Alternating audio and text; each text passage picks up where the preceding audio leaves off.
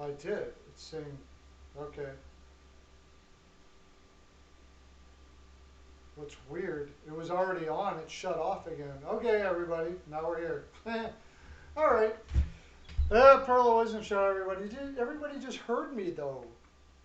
Because they were just talking to me and then it shut off on me. Why does this weird stuff happen Okay, there we go. Now I see it. to me? Okay, Okay. good. Um, good, good. We see it. We got it. That's So, helpful when you get to see it. I mean, I don't know about you. I was like, wait a minute, where was everybody? We're not here. yeah, what I see when I see a coach do, and I said that I always forget his name. The coach for the Montreal Canadiens, I don't Ducharme. Ducharme. Oh Yeah, yeah, well, okay. it's not being well coached, but like I was saying yesterday, it almost appears to me that he he's reaching he's reaching for straws, like That's yeah. that's what it feels like to me because it feels like he knows he's overmatched, so he's trying to reach and we're gonna put like here's my thing. They put the veterans in to begin with, basically to how's the wig feeling? I mean, I know what He you mean. puts the big veterans in to begin with to try to bring to make everyone feel important at this moment, to feel like a complete team. Putting the rookies in front of Stahl would have probably made the energy for Stahl pretty low. It's almost like he's trying to cater to everybody to feel okay to go into this war together, because he knows that man on man he's going to get destroyed by Toronto. The only way Montreal is going to win that game is if they out team the other team. So I'm Oh, going to give him a little bit of slack here and say that he maybe is wise in his knowing in his head that he's outmatched as far as talent is concerned, and he's doing things to try to out team Toronto. that no. See, no. You still don't buy Okay, it? no, sorry. Okay, wait a sec. I'm not saying that these things that he's doing would be successful at doing it. I'm just saying that oh, see, necessarily their so now attempts the truth comes out now. they are See, attempts. It looks like attempts to do something of that, yeah, to there you go. grasp That's at a good way to straws put to it. acquire this thing. That's now That's what you're it looks like. talking. All That's what it right. looks like. He's, Okay, now that I can buy. yeah, That I can buy because that's an attempt. that's an Seriously. attempt. Yeah, Right. Okay. So it's his version, whatever, whatever. yeah. Okay. Cool on you, but maybe you need to go a different route, perhaps, I guess. I don't know because whatever you tried didn't work. You know what I mean? Oh yeah. It kind of double backfired. Well, that's exactly what they did. They brought all the kids in the next game, and And But it and it I think that was all part of the plan too. yeah, but Put that was all part of the plan. He wanted to get those veterans feeling, especially Stahl, like they were deeply part of the team right off the get go. That's my and I kind of get it. I kind of get it. I kind of get it. But it's desperation. I would almost have to say that because, to be honest with you, we even said this yesterday that Montreal, if they were in any of the other divisions, wouldn't have made it. Probably not. Yeah. I don't know Well, about no, they didn't score enough points. what would they have done in the West. Maybe I mean you had to beat some. There was some pretty poor teams there. Well, Anaheim, LA, which I mean, LA I thought was going to be way better than they were, but they had. well, right, I get it, but what I'm saying is that hold on, let me bring up the Yioti. I think they might have made the West. No, because who made the West? Minnesota. Montreal had St. 59 Louis. points. St. Louis made the West. Yeah. Montreal had 59 points. and they would have not made it in any of the other divisions. But based on points, but I mean, we're talking about competition here. I think the North's competition is a little All stiff. right, if you take the last place team in every of the other divisions, so that's St. Louis, they had 63 points. Mm, Nashville had 64 points. The Islanders had 71, and then Montreal has 59. yeah. Okay. So if you What match do you them up think? against Do you any of think? the other fourth place teams Do you think St. Louis would have made it into the playoffs if they were in the North? with 63 points, No, no. Forget about the points. Just the team in general.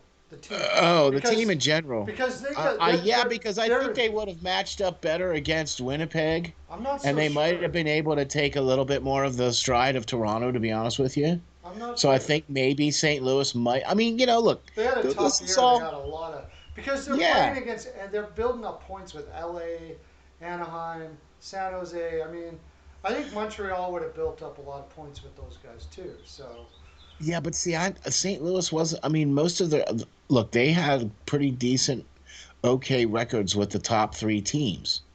They played those top three teams pretty decently, especially Minnesota. mm, You know what I mean? So who knows? I just all I'm saying is that I don't think that Montreal would have if they were part of any of the other divisions. Because if you would have thrown them up against, say, not the West, thrown them up against the Central. So you think that Dallas, Chicago, Detroit, and Columbus, right? Dallas had 60 points, right? no, Chicago had 55 no, points. I don't think Montreal's making it in the Central. Okay, I do well, think they're making it in the West though, but I don't think they're making it in the Central. I think they have lower points if they're a team in the Central than they did in the North. I think they have higher points at the end of the year if they're in the but West. Isn't Montreal normally part of the They're more normally part of the Toronto, Boston, Buffalo, all of those guys. I thought. so that is what? If the divisions were normal, that's an interesting. Uh, Slavin is a game time decision. Oh, that's good. Wow, that would be very much helpful. Yeah. But that's what I'm saying. If they were in their normal division, they're playing with the likes of Boston, they're playing with the likes of Buffalo. I mean, they're still, I mean, Toronto, Detroit. What is it? I can't remember all the people in the divisions. So tell me down there. Who else is in there? Buffalo, Toronto, Boston, Detroit. Buffalo, Toronto, Boston, hold Detroit. on, you have to go back to 2019. So they were in the Atlantic Division with Lightning, Bruins, Leafs, and Panthers. That's it. Okay. Well, I'm here to tell you, uh, if they were in, that's their division that they would have been in normally. Lightning, Bruins, And Leafs. Oh, they're in the last place. yeah, but Bruins, Lightning, Leafs, and Panthers are all like, Montreal's in last place in that yeah, but division. all those other teams, though, are what I'm trying to tell you is the Maple Leafs won the North. The Bruins are fighting. The Panthers are second. Yeah, Lightning was third. You know what I they mean? would be That's in last place in that division if it was that division again. They would be last. handedly last, I would think. Yeah, they would have got their butt handed to them pretty good. That's what I mean. Yeah, and that's the thing is like this is why we look at a guy like Bergevin and we wonder what, why is he getting contracts back again?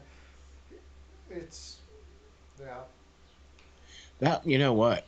it's like it makes you Now that I speechless. look at this, now that I look at this, so this is how everything's going to go back to. Right. So the Atlantic is the Lightning, the Bruins, and the Maple Leafs, the Canadians, and the Panthers. And I'm here to tell you, things would have fared a lot differently if these were the straight divisions that they had. Which will be next year again. That's what I mean. That's what I mean by that. Like, how do you get Bergevin a contract when he's not looking ahead to the fact that the owner's not looking ahead to the fact that if he was in the if that was a team now, if they were back in that division now, they would have been last place after all those moves that Bergevin made. Yet he gets 3 year contract. And you're going up against the likes of the Panthers, Canadians, Maple Leafs, Bruins, and Lightning. Yeah, That makes what Florida is doing right now that much more impressive. Because imagine them playing the likes of the Canadians and the Maple Leafs and the Bruins on a regular basis. yeah, I don't. Yeah, I think that if we'll see. We don't want to count Florida short. That's going to be one heck of a division next year. Hey, how about Spencer Knight? Yeah, that's what I was. Hey, man, I had Florida all cheers day. to you, my brother. I had Florida all day when I found out that if Spencer Knight was in, and I'm sticking with it. As long as they're playing Spencer Knight, I'm on Florida. As long as That was amazing. Now,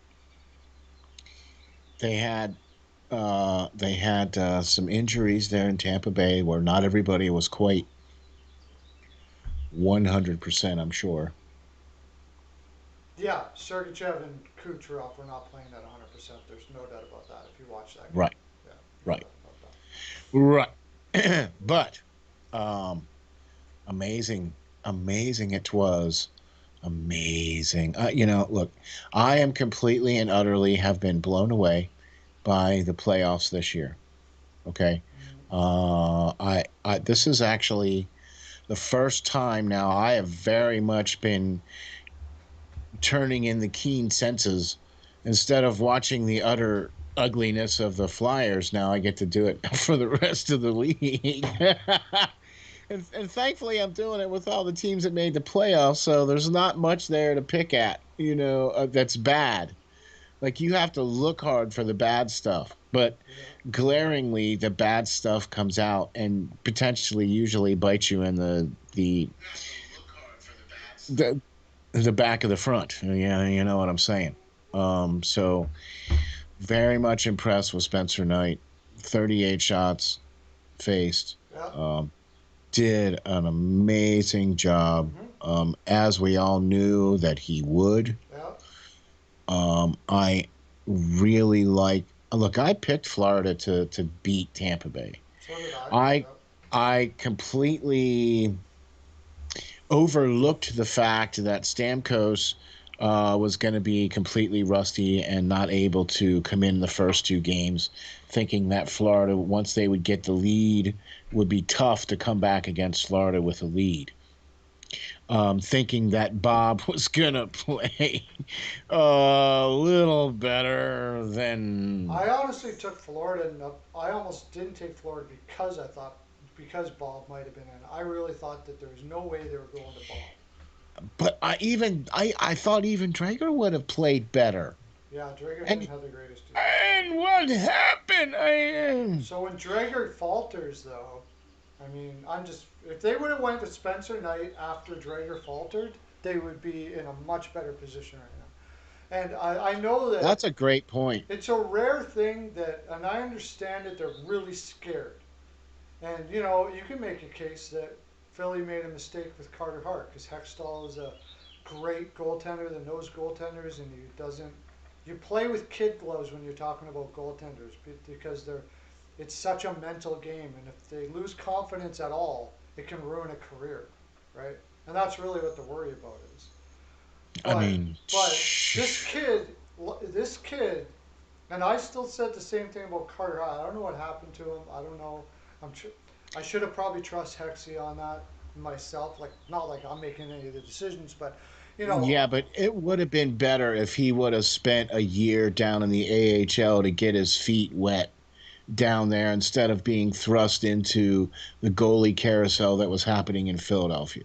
yeah, Okay, and let's face it, that's the main reason why he was brought up because everybody and their brother, pun on words there in the city of brotherly love, was calling for the kid because they were so sick of the carousel yeah, of goalies that had been going through there in the last two seasons. hmm You know what I mean? And so I get it, but I agree. He should have probably have spent a year down in the AHL, Yeah.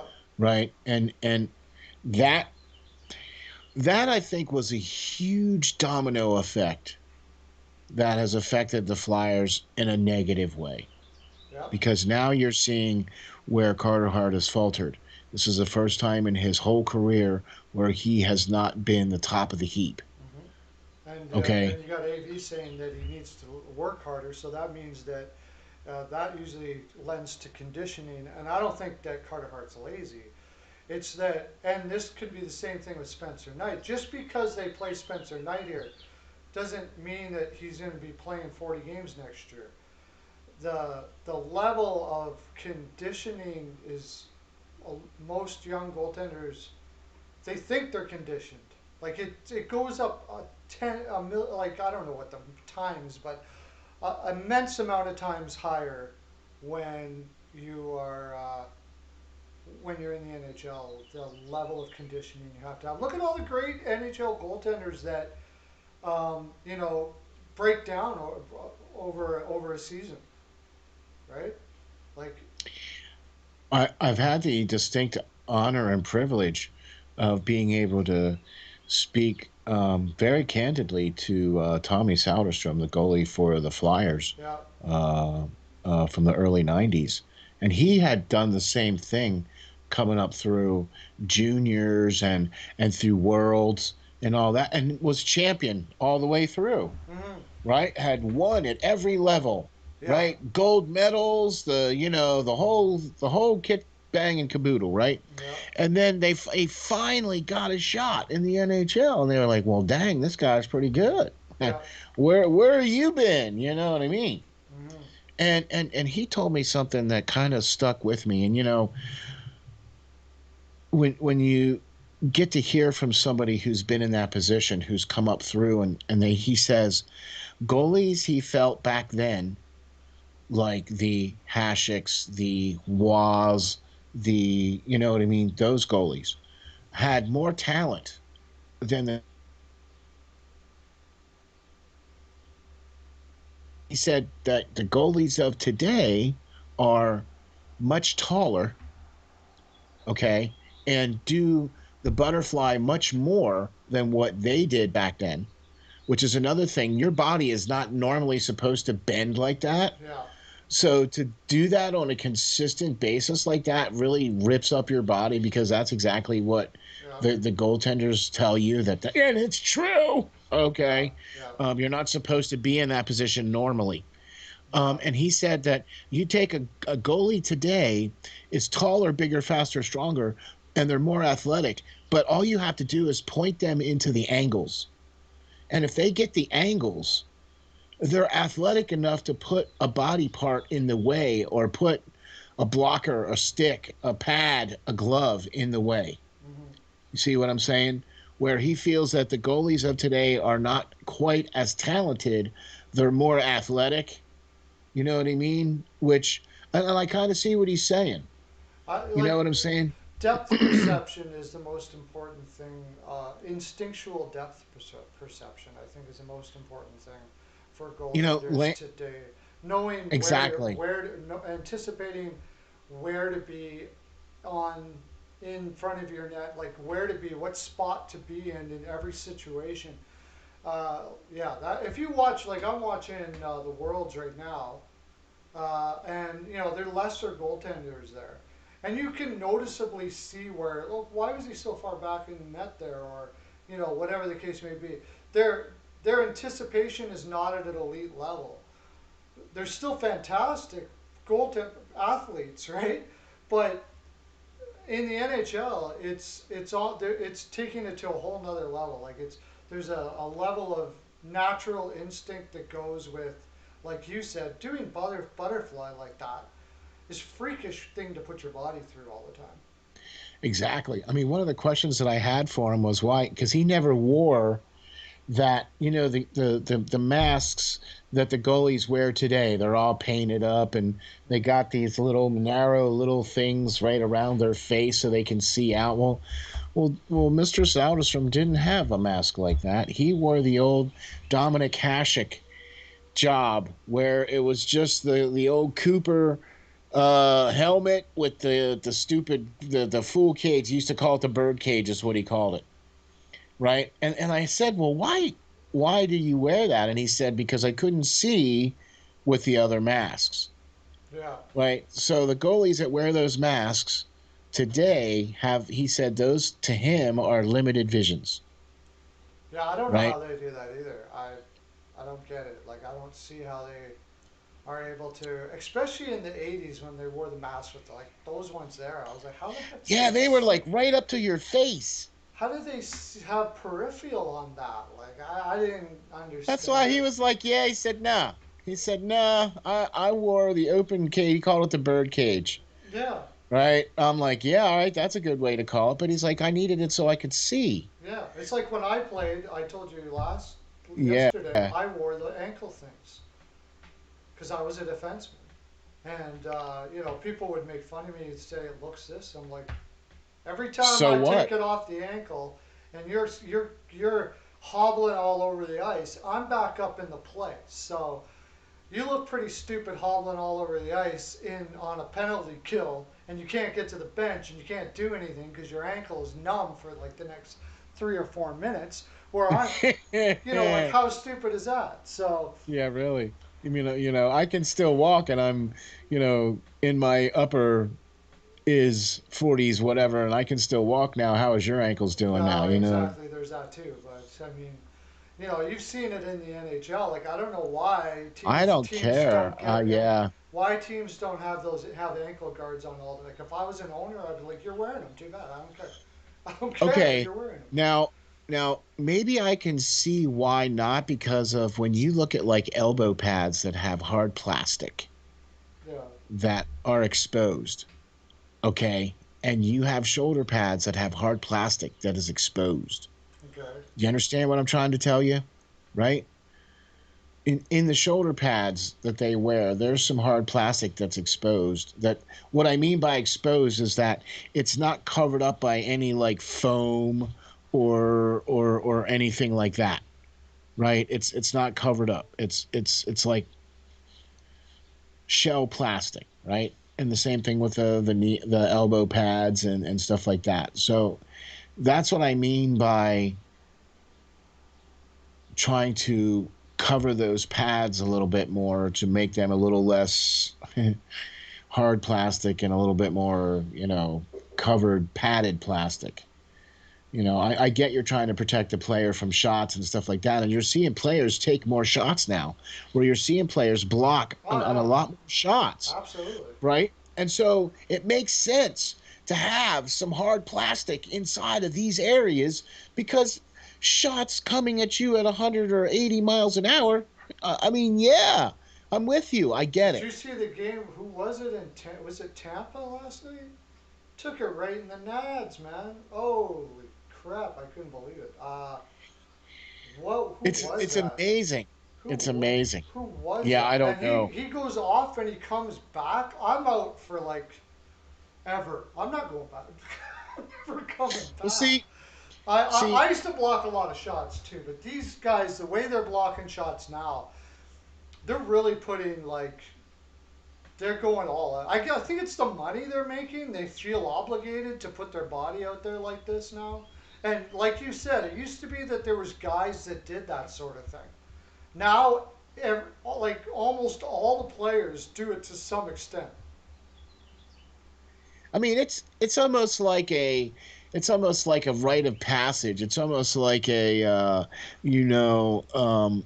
one of those things where you can definitely get the team to buy you a steak dinner, or at least a goalie to buy you a steak dinner if you go out there and block a couple of shots with your face, I guess. I'm seriously thinking that it has a lot to do with how much money they're making now, and they just feel like there's more of an obligation towards it.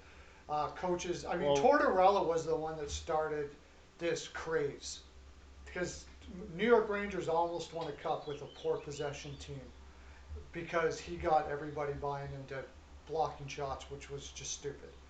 Like nobody blocks shots. Still to this day, nobody blocks shots like those Rangers teams back then. okay, I'm with you.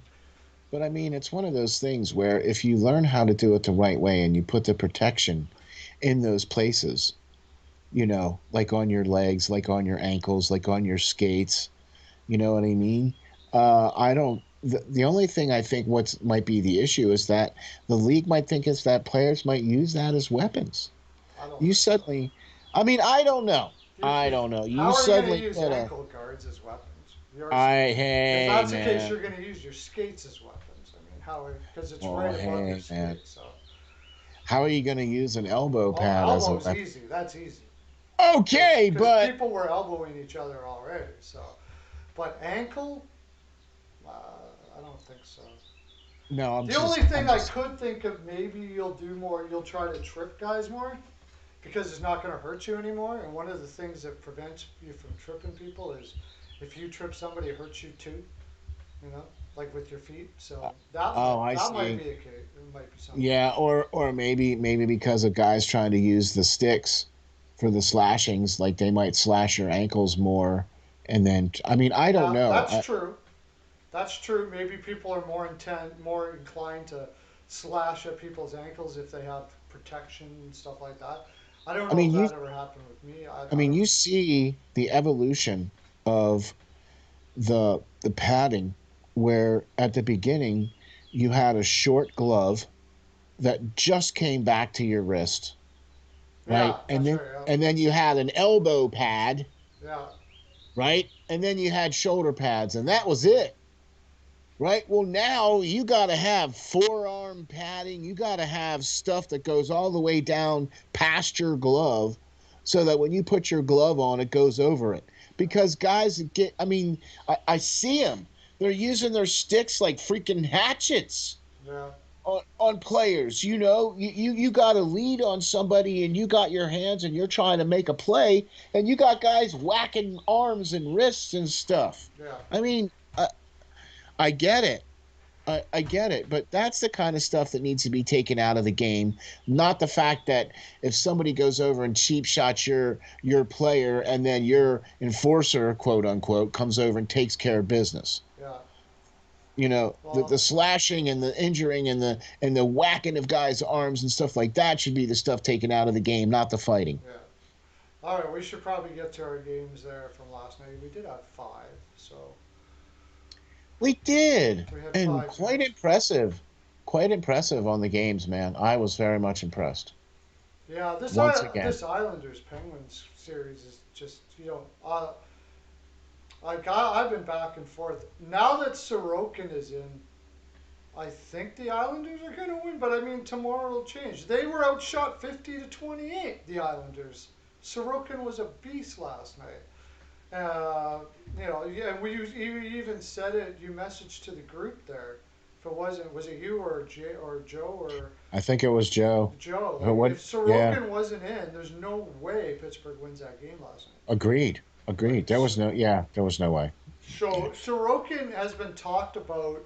We've talked about him lots here about his KHL numbers, and whenever it clicks in, and I think it's like 99.9%, it's going to click in. And if it has clicked in now, who knows where the Islanders can go? I mean, Sorokin, those kind of numbers were not put up in the KHL or in Europe or anything like that since Dominic Hasek. Yeah. So, if he starts going Hasek like, and then Pittsburgh's got Jari, so doesn't, you know, that they you, the Penguins can outshoot the Islanders two to See, here's one what I and lose. okay, but see, here's what I think is going on here. And I think that people are potentially overlooking this, where Crosby has not really been that much of a factor. Mm-hmm. He really hasn't. I mean, he has some. Malkin the same. Now Malkin's been in and out. Okay. So the only one that really has been the main factor in this has been Carter and the Goudreau. Malkin had a good game last night. Right, that's what I mean. I mean, I'm not saying that they're not in Kapanen, but I'm not saying that they're not contributing. But I'm saying they're not being they're not overpowering. They're not taking over. Well, the Islanders are doing what the Islanders do, and yeah, their depth is getting it more done than their top lines against. Yeah, But Jason Zucker had 6 hits last night. Jason So Zucker. that, yeah, that's the other thing too. I mean, this game here was let's see, 93 hits in this game for Yeah. both teams. 93. So that's a pretty good, that's a substantial amount of hits. Okay, that's 46 for the Penguins and 47 for the Islanders. So Oh, that's still yeah. Yeah. It's a weird series. It's like we've talked about it before. I mean, bad goaltending on one side, bad defense on the other, yeah, good there you go. offense. Like they both have their holes. They both have the holes in their lineup or roster, and they're not the same. Like each team has a hole. The other team's hole is different than. It's really weird. Exactly. Like it offsets almost. Yeah, it's You know what I mean? very It's like, difficult wait, to figure out who's gonna pull out in each individual game. because let's face it, the goaltending in the Islanders, even their depth goaltending, is better, I think, than what Pittsburgh has to offer. Well, yeah, I mean Varlamov, if he's healthy, I don't think he's healthy. Right. But that's what I'm trying to say, though. All day, though, I think the Islanders' goaltending depth is better than Oh Pittsburgh. yeah, Okay, so I mean, there you go. But I think that the Penguins have a much better, they have a much better transition game. Their offense is pretty good. I mean, they've proven that they can be more than just the top line.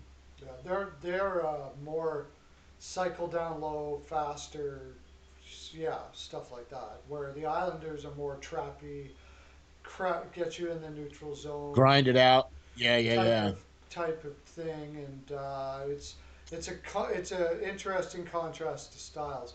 Honestly, though, if you changed goaltending, Pittsburgh's probably already finished it. It's Jari. Look what Yeah. Jari finally he did it. He's the one that did him in overtime. What was he thinking? What was that? Yeah, that was a that was definitely a Simpson don't moment. It's moves like that where you wonder if the guy's got a bet on the game or something. Like what? Bit of a head scratcher on that one, I think. Yeah, yeah, and then yeah, he's been the Achilles heel the whole series. So And he's their best shot, honestly. He's their best shot. DeSmith played well down the he's road there hurt with now. them, He's hurt. but he's hurt now, Yeah. right? And he's their best shot, honestly. Well, they So don't have anybody else. The guy they have, Legacy, is hasn't even put good AHL numbers up. He looks shakier than heck. The one game that they did play him in the regular season, like there's no way. Uh, excuse me. Vegas Golden Knights, do yeah, they should have won that. We'll get to that. We're gonna get to that here in a little bit, but that's really all there is about that series now. So the Islanders are up 3-2. You got to Yeah. figure Pittsburgh will win the next one, but I mean, like I said, I don't like predicting anything about that game because Jari can just. How bad is Jari going to be this time? You know? So, okay, here's my question. All right. I think that the Islanders can wrap it up in Pittsburgh.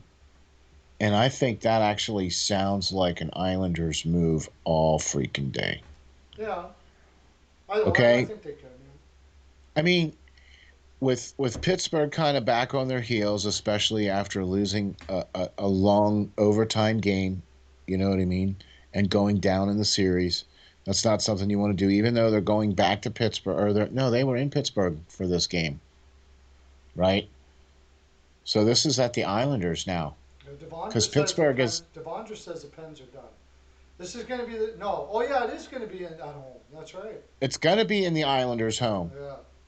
Okay, so yeah, Devondra I'm. says the That's Pens are why. done. Yeah. Uh, hey, Devondra has been the one. You know what I mean? So if Devondra says that Pittsburgh is done, I guess Pittsburgh's done. We should just call them up now. Yeah, just let I you picked know. the Islanders. I Yeah, picked the Islanders to win the division, even though that didn't happen. yeah. And then when I saw they were up against Pittsburgh, I was like, "Are you kidding? This is stupid. Pittsburgh's gonna crush them." And boy, was I wrong about this too. Don't rely on me I to have fill been out your wrong. brackets, I folks. have been wrong about the side all series in this one. Like literally, I didn't get one correct. All series I've Uh, been wrong. I got one. I scored a perfect on the Boston Bruins against the Capitals. I had that game picked in five. No, no, I'm talking about just this series. Just this series. Okay, No, this one here, man. I did have Pittsburgh going up against Boston in the final, but which would mean that Pittsburgh was going to win this. But I had this one going, I think, six or I seven. had it as a coin flip and ended up taking Pittsburgh. I think just because. Right, they were the Uh, number one. well, actually, I think it was just because one of the ladies from was a Pittsburgh fan that we were talking to. I think so. I think she coaxed me with her voodoo to pick Pittsburgh. Miss Meg from Slapshot Meg from Sweethearts. Slapshot Sweethearts. We were Yeah, doing that. she's a big Penguins We fan. were doing that She might video, have and vexed you with her voodoo. she vexed me with her voodoo. That's right. I can, look, Pittsburgh has played very well, especially since the trade deadline with Jeff Carter coming to the team. He has been exactly what they needed. He has been amazing. He's been up and down the lineup as second C or 3C, depending on if Malkin's in or not. He's gelled with the team extremely well. He plays well on every line that he's on. He's successful on every line that he's on. So, but you need to see the guys like Crosby. You need to see the guys like Gensel, and you need to see Rust and them guys. I mean, I know that they are, but you need to see them guys. You see the names of those guys more than seeing the names of the Islanders players for Pittsburgh to win this. And quite frankly, I agree. We're going into New York Islanders here, and I just can't. I just don't see it, Johnny. I just don't. Yeah, I'll probably pick the Islanders, and if it goes history is correct, I'll be incorrect because I've been wrong Right. about this So series then, the whole time. So right. Right. So we should just pick Pittsburgh and be like, yeah, we picked Pittsburgh the whole time. Sure. Even yeah, though we know that the Islanders are going to win. yeah. Anyways, I think either team. I don't think either team's going to be taking Boston out. Really. Yeah. See, that's the other thing, too. When you get past this series, it doesn't matter if it's the Islanders or Pittsburgh. I agree. I don't think they're especially a rested Boston team that's going to probably have a couple of days to rest and some practice. Yeah, Right? Yeah, man, that to me does not bode well for anybody coming into Boston. yeah, yeah. I think that's going to be a. That's they'll definitely take either one of these teams. And whatever game it's gonna be will have fans. Okay, because their restrictions are lifted come this Thursday or Friday Oh yeah, or this coming weekend, Memorial Day weekend, right? yeah. So their first game there and then the second round should have fans in the stands. Cool. All right, we Yeah. should get to the next game then. Which would be the Tampa Bay, Florida. Wow. Tampa Bay, Man. Florida. Yeah, yeah, and they brought up like Spencer Knight did let the first goal in, and it looked like a bit of a shaky one, but he was right back. He's really he was the story of that game, no doubt about that. But it kind of he was the biggest story, but it kind of went under the radar how Florida played in that game. I mean, Florida played a fantastic game too. It wasn't just Spencer Knight. They played really well all through that against a very tough competition. They didn't get down. That they were down 3-1. They didn't look like they were defeated. In fact, if anything, it looked like the exact opposite. Like this team is playing with pride, and we'll get to a series after this where we see otherwise, and I'm sure you know who I'm talking about. But I'm not going to speculate. but I'm pleading the fifth on that. and you can say whatever you want. Whether Pittsburgh loses or wins this series, that is the badge that is on. That is the Pittsburgh Penguins. That team plays with pride. Always has. Always has. Yeah. right? And you bring over a guy like Hornqvist from Pittsburgh, and because this is not a Florida team that played with a lot of pride before this, right? So No. you bring guys like No. Verhege and Hornqvist, and you see the guys that we're talking about. And Right. kudos to um, Fuda. Is it Fuda? No, not Fuda. What the heck's his name? They came over from Columbus. It's not Fuda, right? What was it? Um, anyways, the general manager. And Oh, oh, oh. I don't know who the. I don't know. I don't know. Yeah, I don't know Why who do the I want to gentleman. say it's Fuda? I don't know. But it'll come to me. Anyways, he brought over pride. Hornqvist plays with that. Verhege. These guys play with a lot of pride in their Montour. own game. Montour would never have been known for that actually, but they're original guys that he brought over to change the culture of that team. Lomberg, you know, these are guys that Okay. play with heart and Okay. determination, pride, Yeah, he's got a. Lomberg's got a pretty gritty game. He's all about. Yeah. Okay, I'm with you on that. All right, I got you. but they never give up. Hornqvist, if you watched him with Pittsburgh, it could be 6-1, and he was out there working as hard as it when it was 1-0. You know, Well, yeah. that's what that's what Hornqvist has always been about, and Verhage too. And though that's what this team is. Like they play for this game, the pride of their team, and whether that's they're down 3-0, 3-1, up 2-1, up 3-1, they play with the same pride, and I love them for that. I've been very impressed with how this team has found a balance in spite of the fact that their goaltending. I mean, Bob was 75% of his Vesna self this year. Yeah, Maybe. yeah, Would you think maybe about that? And Drieger actually stepped up and played really well. yeah, he did, yeah, Right? Okay, he was actually played better. He was playing better than Bob there for quite a period of time. And every little game, every once in a while, they would throw Spencer Knight in there, and he just would crush it. You know what I mean?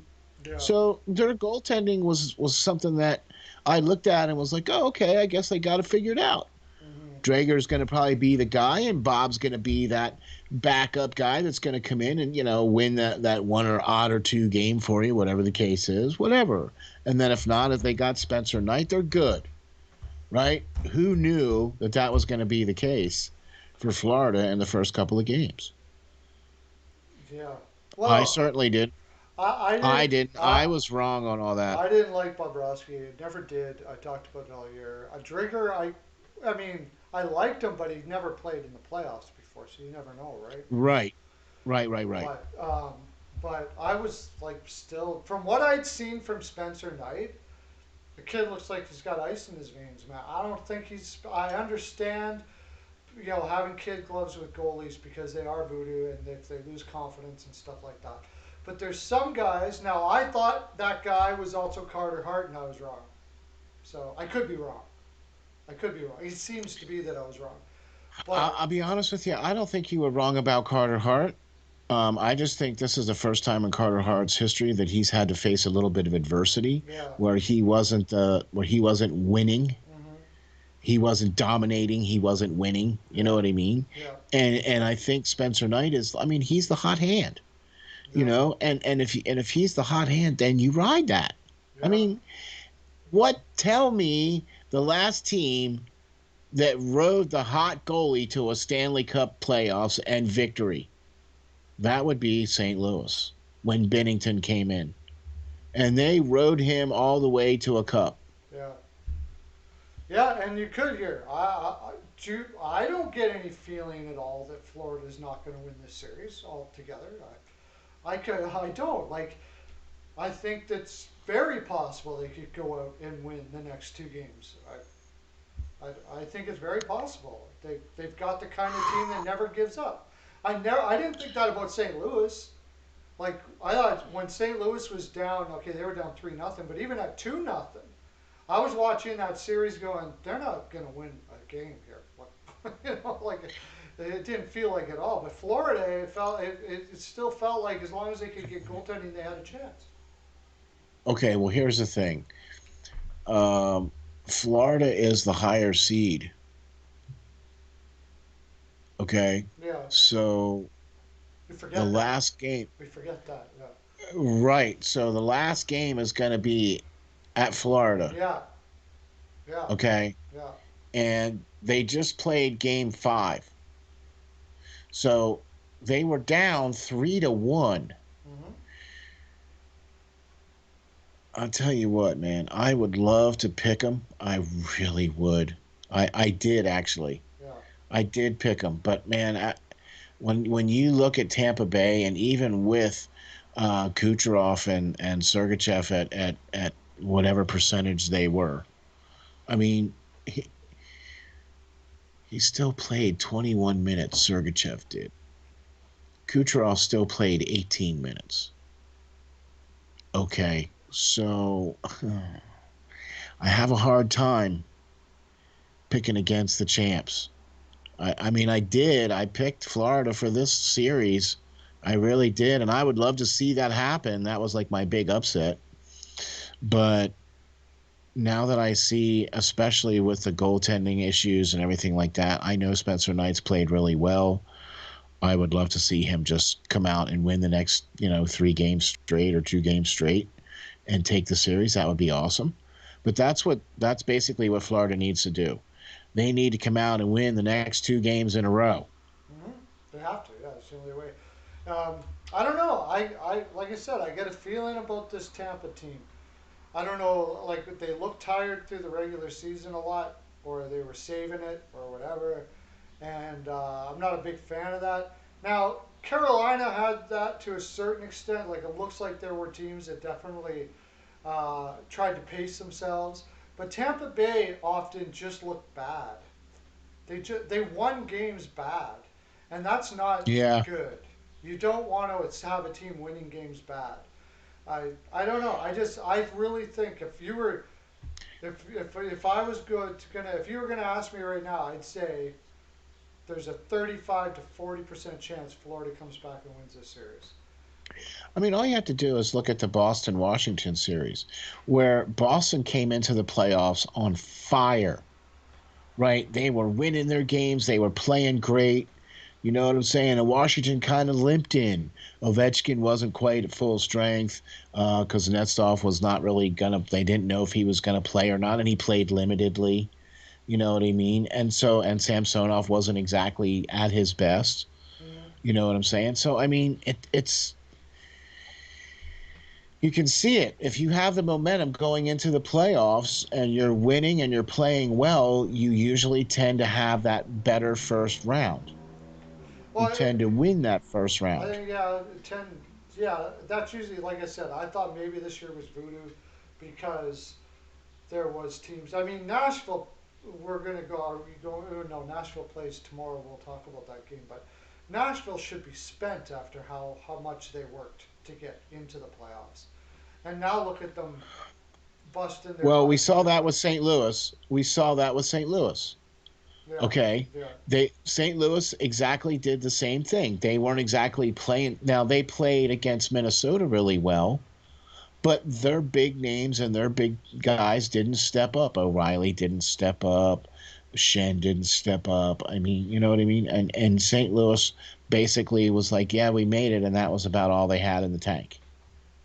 Yeah, You know what I mean? yeah, So, yeah. and Colorado came into the playoffs on fire. They were playing well. They took back over first place. You know what I mean? So, Anyways, Nashville's come back and made it a series, and I mean they're just. I said before the series, watch out for this Nashville team, and they've got heart. They've got plenty of heart, and you wouldn't have said that. That was like the coolest turnaround. Just boom, turnaround. I really think Hines should have got serious consideration for coach of the year, but he so probably do you won't. want to we Yeah, got we got do you want to talk about it now, or do you want to wait till after the break, or which one do you want to do the next? next game. Yeah. Uh, let's see what we got. We can do for 5 minutes. We could do the Minnesota Was it Vegas. Lauren said that Hedman is said he's going to need surgery after, so we got that too, right? We can do Vegas, and if we have to, we'll go back to it. There's no rules here. Rules wasn't ministers, right? So where's Monday? We got what, two more to go. Okay. Yeah, Jets just yeah. Oilers. We won't talk about the Jets Oilers yet. Forget about that. We'll talk about the Wild and Golden Knights, I guess. Um, well, because I don't know. I don't want to talk about it a lot, but I know I will. Wild versus the Golden Knights. Golden Knights should have won that game. Period. End of story. Talbot, like it's Talbot is when he's been great, he's been great. When he's been great, he's been almost unstoppable, and that's pretty much what it was last night. Yeah, I heard things like the Wild gutted it through. No, they didn't. They should have lost that game. Talbot was the reason why. They didn't gut anything through. They got outplayed badly and won the game. Talbot faced 40 shots. Yeah. Okay. Mm-hmm. Uh, Flurry faced 13. Yeah. Exactly. Fleury Okay. had a bad game. Talbot played very well. That's all that was. He faced 13 shots and let in three. Yeah. So I mean, Yeah. And I then agree. I don't think the Wild. I'm glad to see that the Wild made it. They have nothing to be ashamed of. They had a great season. They unfortunately they pulled the straw against the Vegas Golden Knights. I think that would have been a better series if we would have gotten the Wild against St. Louis first and gotten Vegas and Colorado right off the jump. yeah, I mean that Colorado Vegas is still going to be great, and Well, Minnesota's going to be a better team, but they just don't have it this year. I mean, I agree. This game was definitely, in the first period, you give up 3 goals in the first period to the Wild. It's tough to play. It's tough to play from behind when you're Vegas because you don't have all of that offensive firepower. I mean, you have offense. You know what I mean? But there was there was only 2 power play chances for Vegas, and they were 1 for 2 on the power play. That was it. There was no penalties called on Vegas, so the Wild didn't get a power play. No, okay, yeah, that's rare, but it's kind of the Vegas game. They generally don't give up too many power plays. They play a fast. They play a really good, fast, heavy game and don't take a lot of penalties, which is 92 hits in this game, yeah, yeah. They so the whistles were put away.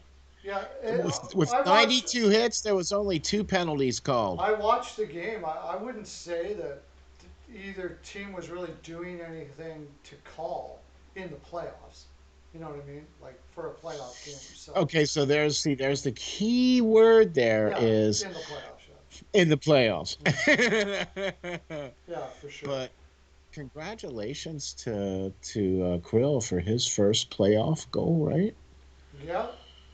Yeah. So congratulations to the rookie. Probably he'll get probably the Calder at least. Oh yeah, Probably I think maybe. for sure.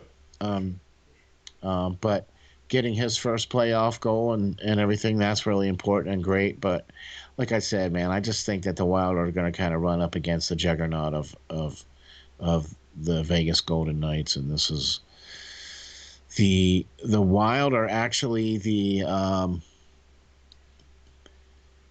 the lower seed, right? So this was game 5, Yeah.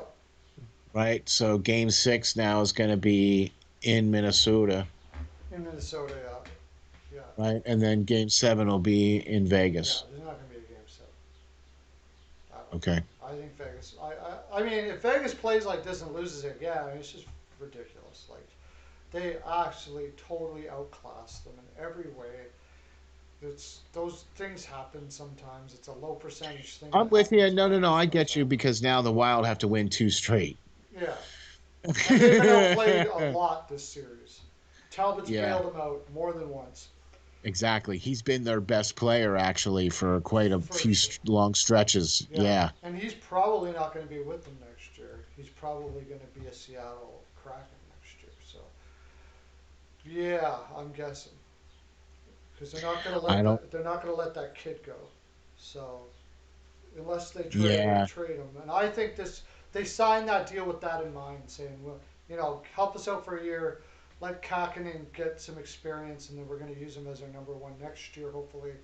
And then you can be a number one for the rest of your career in Seattle. And he probably thought that's a cool idea. And here's like $16 million to do that. He was like, all right, let's do Yeah. Yeah. I'll take that. Not a that. bad deal. Yeah, not a bad deal. I'll $16 million. Yeah, sure, no problem. Whatever you need, boss. Yeah, Savvy. sure. Okay. Seattle's a nice city. I wouldn't mind playing in Seattle. I mean, gosh, here's my bank account numbers. $16 million. Okay. Even if it's not a nice city, I can make my little area of that city pretty nice. Exactly. $16 million. Exactly. For $16 million, I can chisel off a little chunk somewhere. Yeah. You know what I mean? Yeah. Yeah. Make my little abode not. Yeah, exactly. It might be a little shack, but it's way out Yeah. there. So, all right, man. Okay. Well, We got we're gonna we go got to. the last game. Do you want to do the last game, or do you want to wait till come back and do No, that we'll after the come break? back and do it after the break, and we'll All do the right. picks because there's only 2 games tonight for picks. So Okay. we'll do those, and then we'll talk everything else hockey. But now we're gonna head off to our sponsor, awesome sponsor. Get all your doggies out. You're gonna want to hear this if they haven't already. Actually, if they've heard it already, then they're probably already out right now, Yeah, man. waiting around the computer, looking at you like, when are we gonna go then? Or you keep on showing me this, but when are we gonna go? All right. Okay. See you in a bit, guys.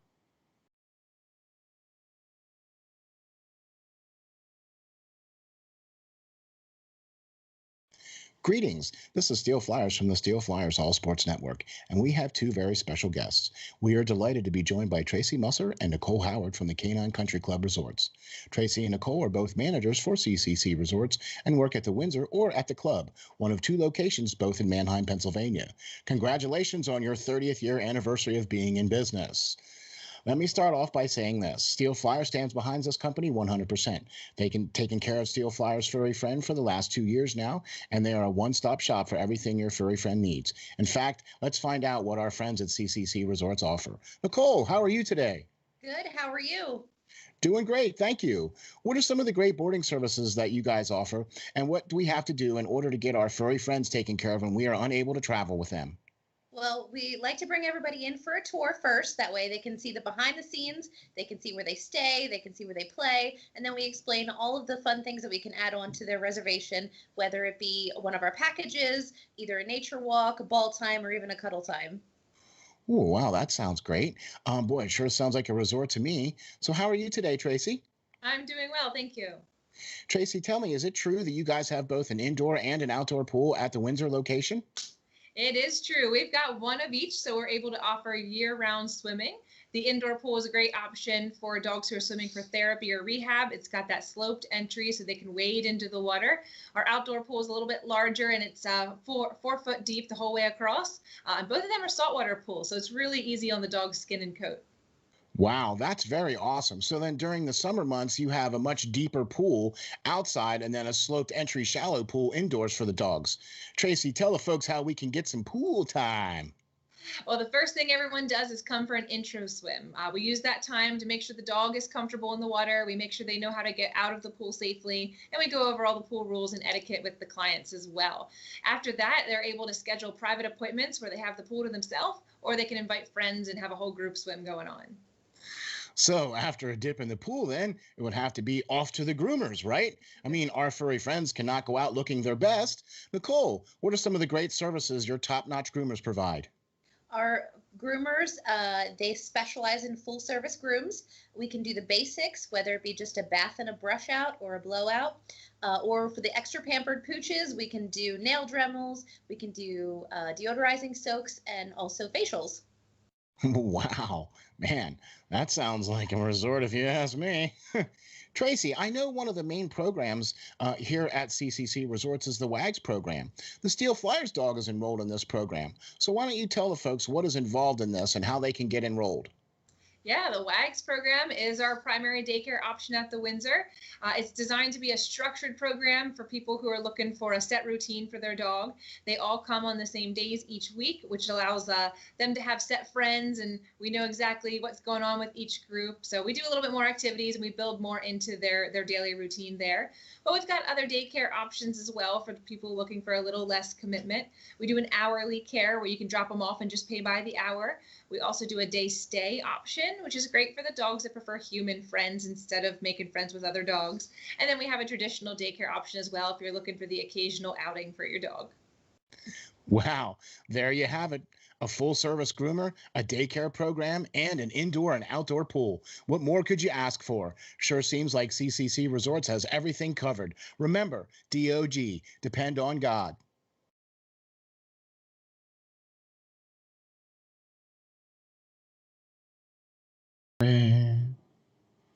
Now they can hear us. Hey, everybody, we're Hey, back. Okay, we're going to look at the games for tonight. Well, we got one more game to look at.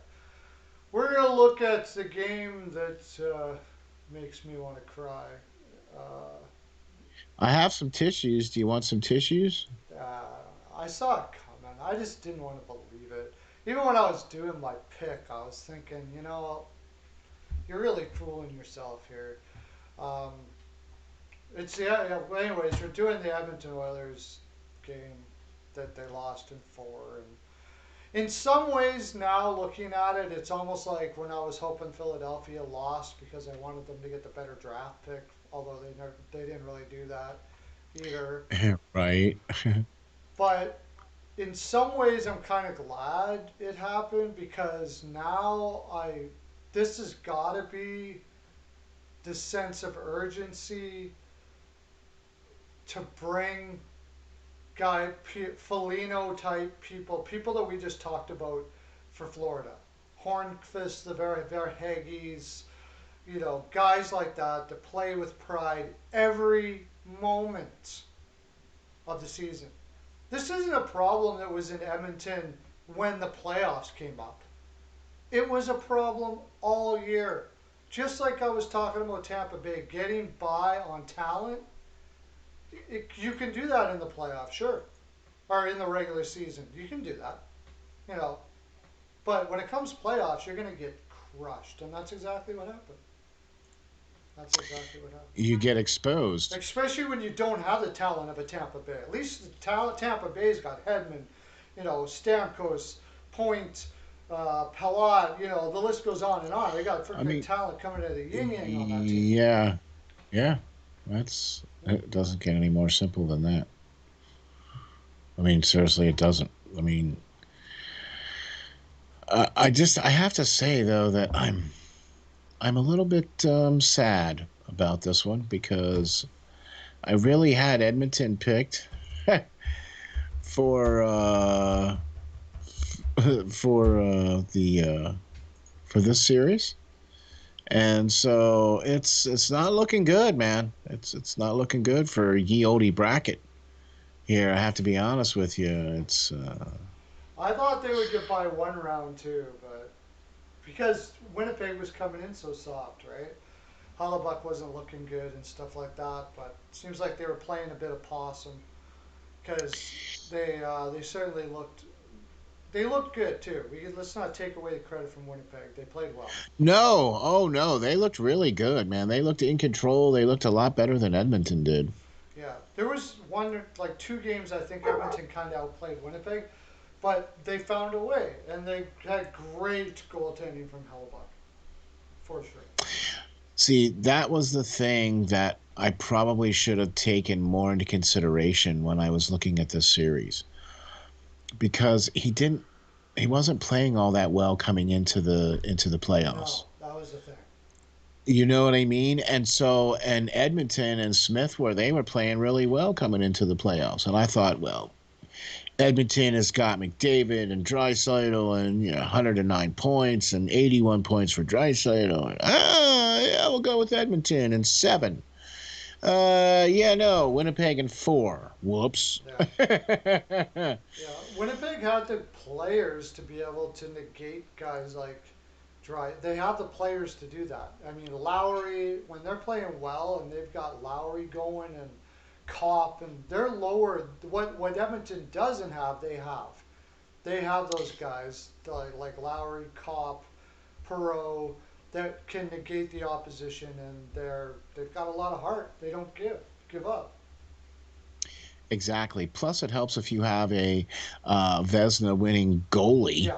who suddenly becomes Oh alive yeah. Yeah. and starts playing to his Vesna caliber self. Yep. That doesn't help. I mean, that helps you out. Yeah, if they're playing like this, I'm going back to my prediction. It was at mid-season, the Winnipeg wins the North. I think they'll beat Toronto too.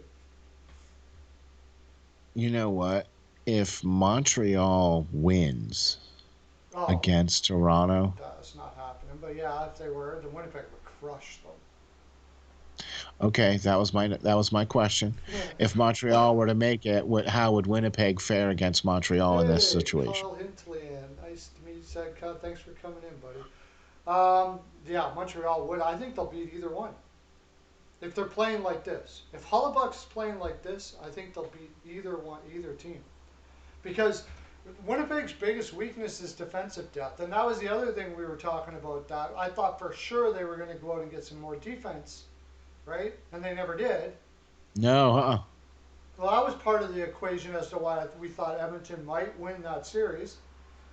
But if I'm not a big fan of Toronto's defense either. They both have the same no. weaknesses, except Winnipeg's got Hellebuck. Again, Toronto's got the bigger guys that can. Nylander's playing really well. They got the talented, sexy picks, as I like to call them. The most skill is on Toronto as far as high end skill is concerned. But as far as playoff type players in depth, Winnipeg's got them. I'm with you on that. I'm with you on that. Um, and they would match up well against that either way. But I guess we're gonna see, depending on what happens here with the Toronto Montreal series. I guess we're gonna see because Winnipeg is now kicking back and waiting. I Yep. mean, And they're going to be there you arrested. have it. They're going to be somewhat. I mean, yeah, they're going to be a little bit more rested because Toronto's still got to win two more against Montreal. Or is it 3-1, 2-1 now, right? So, yeah, Yeah, it's only game 3. Will be coming up game 4 for the Montreal Toronto series yeah. because that got started a little late. So the Edmonton's got an off-season. Our Oilers have an off-season checklist of third line center, some some gritty guys that can actually play, not just have grit but can't play, not can play but have no grit. Combination of the both. They gotta get them. Got it. And And yeah, they need a blue liner, and a they're really gonna need good. another goaltender. Smith can't do it all by himself. Yeah, He's exactly. gonna be 40 years old next year. What a warrior he was this year.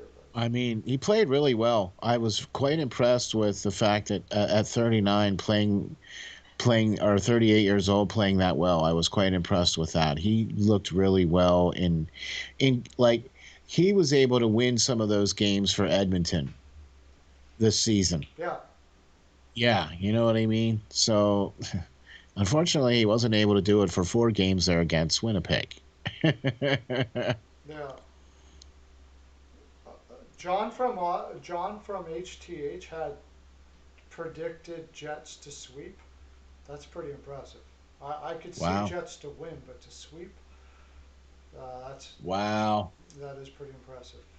But I don't blame him, and I've heard him talk before, and I do agree that the Oilers just don't have those guys. In that game, if you watch that game, McDavid looked Eichel level frustrated in that game, and that's a little scary. Yeah.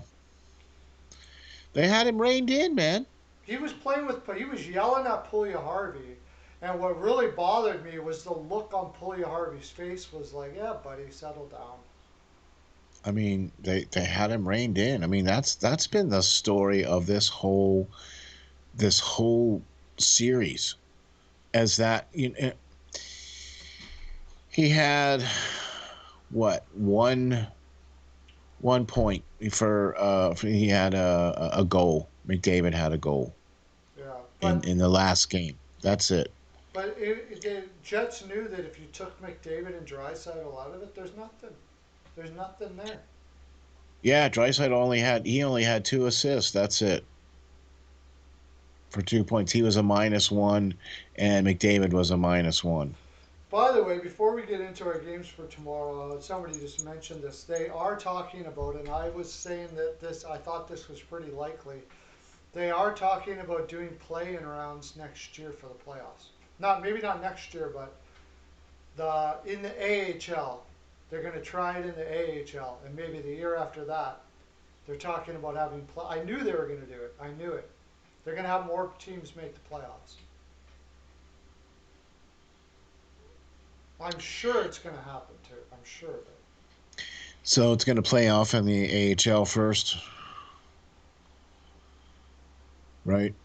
That's okay. I'm okay with that. The problem is this, and this is what I think. There's other problems with other minor league teams as well, where you get the NHL signs these big money contracts for TV rights, right? And none of that money trickles down to the AHL level teams, right? So the AHL level teams don't have TV deals or media deals or whatever the case is. Not as much, anyways. Nowhere near as much, that's for sure. That's what I mean. So Pennies on the dollar, yeah. I don't really think that, because there's also not as many AHL teams as well. So doing that down in the AHL, I don't think that makes much sense. I just want to see how it looks. I think the AHL guys will want to do that because more teams in the playoffs for them means more teams making money. So Well, see, now that's going to be the other kicker now, is that this next coming season, hopefully there's going to be full capacity of stands. oh yeah, yeah. Well, it Okay. appears it's going that way for sure. So That I think is the biggest question mark right there, and that's what has been the huge thing that's really hurt the AHL this year, is the fact that nobody was able to come to those games and generate that kind of they're revenue. not making any money whatsoever, really. Exactly, they're losing money. They're not making any money. But apparently, off the cuff, there are the NHL teams sort of take care of them in ways that you don't hear about. Apparently, that's what I've heard. They sort of do. They do it under the cuff for tax reasons. So that's what I've heard. They take care of Well, they take care of the owners in certain ways that. Yeah. well, that's great that they take care of the owners, but I'm talking about the players that have to play, and I'm talking about the people that are at the concession stands, and the people that are at the Yeah. stadiums and stuff. They get totally screwed. That's what I mean. Yeah, exactly. You Because know, they don't make any money. I don't care about the owners. Yeah, but they do. You know? You got to care about the owners to have a team.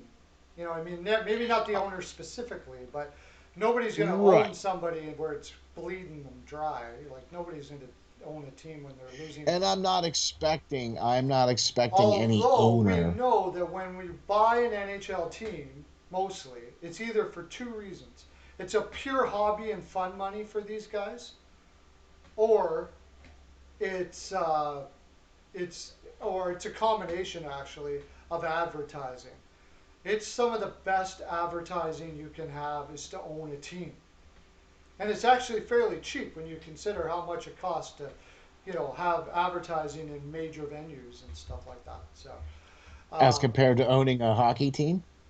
yeah, like owning a hockey team, okay, it costs you what 800 million or something like that. The amount of money like big companies like Rexall blow in advertising. That's all. That's not that much. The Really. two payments that had to be done for the Seattle Kraken where there was one payment for $365 million, Right. and then the other one was like right around the same amount of money. Right. And how much does it cost for a single spot in the NFL? For it to be in the advertise on in the NFL for an advertisement in the NFL. I don't know how much it is, but it's pretty unbelievable. It's pretty outrageous. So Well, if you just look at like the Super Bowl, yeah, like or the Super Bowl, yeah, that's multiple millions of dollars per second. per second, right? Exactly. So $300 million, $600 million to have free advertising, not free, but unlimited advertising for as long as you own that team. Everybody knows who the owner of these organizations are, right? And what they own and who they own, and it's huge advertising for you. I mean, yeah, I get it. Yeah, It's I mean, but the fact of the matter is that I would like to see some of that money be earmarked for the AHL. oh, Wayne And Gretzky. Wayne Gretzky stepping down as vice chairman of the Edmonton Oilers. Okay, sorry. Go ahead. Keep really, keep on he going. probably has to. I don't know, maybe. I don't he's going to do the show on TNT. Oh, is he? Yeah, he's I think they have him slated to do the Charles Barkley role that he Oh, does, oh, cool. I didn't know that. right?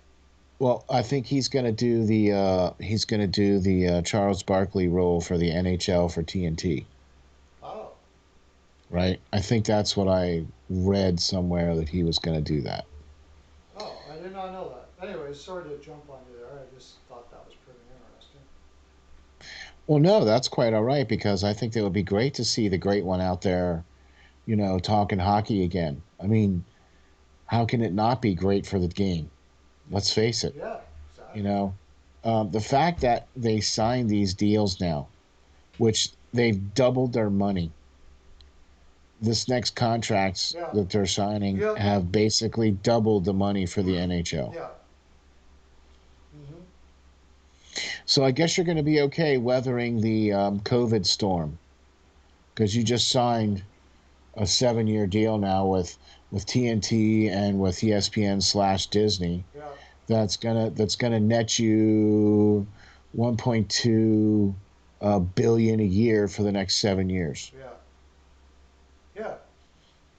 So good for them. I mean, good for the league, good for everything. It's like nice to see hockey growing the way it is. Um, okay, well, let's get to our next. We have some games that are going to be kicking Yeah, off. the game's happening tonight. Let's talk about that. Games happening tonight, and I'll tell you what, I am super excited to see. Well, both games for sure, but the one that I want to talk about next Which is one the do you want to Carolina Nashville You want game. to talk about the Carolina Nashville game? Carolina Nashville. Okay. Yeah. If you guys Oh want to my put your goodness picks gracious. in, go ahead. I got it written down here. We'll do the picks. Carolina versus Nashville. What do you got for picks? Nedeljkovic has got to have a bounce back. It's first real tough game in the playoffs. I think a lot of that had to do with that Nashville arena is very intimidating. Kudos to them. Kudos to you, Nashville fans. The rest of the league could really do something here to be like they are amazing. I love them. I love them. They're loud. They're connected. They do the little rants. Like my favorite, for sure, audience participation thing ever is when they call out the goalie. That is freaking awesome. I love that. Yeah, I'm with you, man. This whole thing, this whole Nashville, Carolina, because everybody knows the powerhouse that Carolina is. Seriously, there hasn't been a question about anything. Maybe their goaltending for the most part, but let's face it, Nedeljkovic has majorly stepped up for them. Okay, and Soros has been the man in Nashville. Okay, and that I think has been the key for them. Okay, they were look. We all thought that Nashville was going to be the sellers at the trade deadline, Yeah, right? yeah, And they played their butts off right, to get to where they are, Yeah. right, to get to the into the playoffs and make it in and be that fourth seed. It's unfortunate that you're playing up against Carolina. Um, I really do think that it was them being at home because those games were both very, very close and it could have gone either way and they both went into overtime. You know what I mean? So I really think that it was Nashville playing in front of a home crowd was fired up, was able to get that last little bit of energy, that last little bit. You know what I mean? Nashville came into the playoffs playing really well. So did Carolina. Okay, now Nashville's a little beat up with some injuries and stuff that they were dealing with, but they're getting healthy. They're coming back healthy. And Soros has been playing outstanding. Saros has You been know, insane. that's what I mean. Come on. This You could, guy is standing on his you head. could make case he was the best goaltender in the league the last 20 games of the season or 15 games of the season, probably. So, see, this is another example of two teams that went into the playoffs on fire. And look at how they're playing. They're back and forth. You know what I mean? There's that intensity there. You know, where they each team feels that momentum, right? If this game turns out to be Carolina coming back home and they take care of business and do what I think they're going to do tonight to Nashville, it's going to go to 7 because they're going to go back to Nashville and Nashville will win that game. You know what I'm saying? Because it just seems like this is going to be that series where whoever is the last game to play at home is going to be the one that wins. And unfortunately for Nashville, that's going to be Carolina. You know, they're going to run out of home games. You know what I'm saying? That's kind of where I'm going with that. Yeah. Um, yeah, well, I think Carolina will ultimately win the series, but I mean, like I said, this Nashville team has been just surprise after surprise after surprise this year. They're going to need Nedeljkovic to step up, and he didn't have the best game last game, and No. that's tough. And that was what I was concerned about all the way through. I like Nedeljkovic; he's definitely their best option, but he's I mean, still he a kid. played really well. Yeah, he's still relatively young, though. He's still pretty young, and this is his first playoffs. I would have preferred a more experienced guy back there, but they're sticking with them. We'll see how he does tonight. Um, I got to take. I'm taking the Canes 3-2, but I don't think it's going to be a blowout by any stretch. I mean, it's hard to take a blowout or big with the way Saros is playing. That's not even that's not even Carolina's MO. You know what I mean? They're not that run and gun type of team. They're the gonna outwork you. They're gonna out check you. They're gonna out skate you. Oh yeah, You know what I mean? They're not that run and gun kind of team where they're gonna try to put 6 or 7 goals up on you. So I agree with you. But I think it's gonna be more like 4-3. okay, And I don't think this game is gonna go into overtime. And quite frankly, I'm only saying 4-3 because I think it's going to be closer than what it might actually be. okay, I really think that the Hurricanes, if they, I'm predicting that they will, but so we all see how good I predict things. You know what I mean? So don't count on me for any predictions, but I just have that feeling that the Hurricanes have seen enough now and are going to be coming back home and are going to probably go, yeah, I think we're going to take this game tonight. yeah, yeah. I mean, and people are pointing out that Hamilton's had a rough playoffs this year. Uh, Fortunately for them, and that's the other reason why Slavin is supposed to be back. So I mean, I've gushed enough about Slavin this year. I still think he should That get. I think has been that I think yeah I think has been the one key factor here that everybody seems to have overlooked in this series is that missing player. You know, when you have somebody like that that's been part of your team for most of the year, and then he's out for a very key important time. You know what I mean? That hurts. So I got the Hurricanes in this. I have them slated to be going all the way to the Cup. I don't necessarily have them winning the Cup, but I have them going all the way. Right. Yeah. Right. Yeah. I So have them going up against Vegas. Yeah. okay, well I have them going up against Colorado. Hmm. The goat has them going up against Vegas. Yeah. We have the exact same bracket. I know, That's right? crazy. Saros played a lot last season. Yeah, but I believe Rene was like still there as a possible number one. They were still thinking of Rene as, it was still like a platoon system last year. It This is was, this is the first year where Saros was really yes. considered the number one goaltender going into the playoffs. No question about it. Especially since Rene, it looks like he's retiring after this year. At least so, what a great career he had. I would have been nice to see him win a cup, but Well, it would be nice to see a bunch of guys win the cup, but it wasn't meant to be. You know what I mean? yeah, he brought a lot of bad teams from Nashville into the playoffs when he was at his prime. Like was one heck of an underrated goaltender for sure. I have to agree with you on that. I liked Pekka Rinne. I thought he was a pretty good goalie. Did he Uh, ever win it? I don't think he ever won it. Did he ever win it? I thought he won a Vezina. Did he? Pecorino win one? I think he did. Maybe, I think so. I can't remember, quite honestly. It's Bob Hellebuck. Oh, who was I'm the looking guy it that? up right now. Okay, Yes, he did. He did win one year. there you go. There, our crack research staff Yeah. comes through Oh, again. I gotta start doing that. I used to do that all the time. I used to have people around here, quote, quote, to check out stats for me and stuff like that. I'll do that. The I'm gonna, crack I'm research gonna do staff. that. Billy, no, not Billy. Billy, it's your only job. Check for me. Did Renee win a Vesna? Thanks. Stuff like that. I'll do that again. That'd be fun. I like that. So is that what you named your Alexa?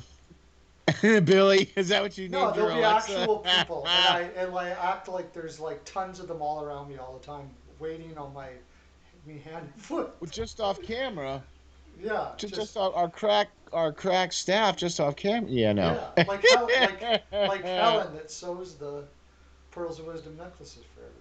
Oh, that's right. And Yeah, and who's the Guido, pilot? Guido. Oh, the pilot is The pilot of the Hernandez Pearlo Hernandez. and Yeah. Melissa and Oh, Ramon. okay.